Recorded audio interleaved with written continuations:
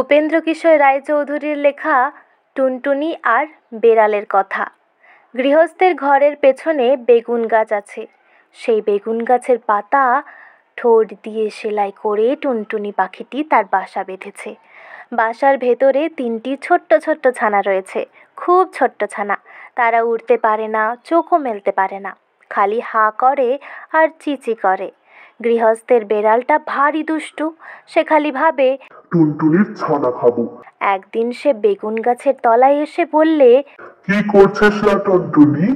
টুনটুনি তার মাথা হেঁট করে বেগুন গাছের ডালে ঠেকিয়ে বললে, প্রণাম হই মহারানী। তাতে বেড়ালনি ভারী খুশি হয়ে চলে গেল। এমনই সে রোজ আসে, রোজ টুনটুনি তাকে প্রণাম করে আর মহারানী বলে, সে খুশি হয়ে চলে যায়। এখন টুনটুনির ছানাগুলো বড় হয়েছে, তাদের সুন্দর পাখা হয়েছে, তারা আর চোখ বুজে থাকে না।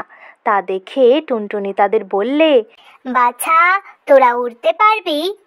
ছানারা বললে, হ্যাঁ মা, পারবো।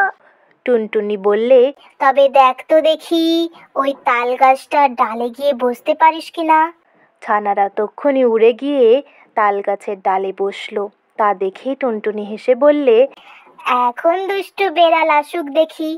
খানিক বাদেই বেড়াল এসে বললে, কি করছিস না টুনটুনি? তখন টুনটুনি পা উঁচিয়ে তাকে লাথি দেখিয়ে বললে, দূর হ লক্ষ্মী ছাড়ি বেড়ালনি।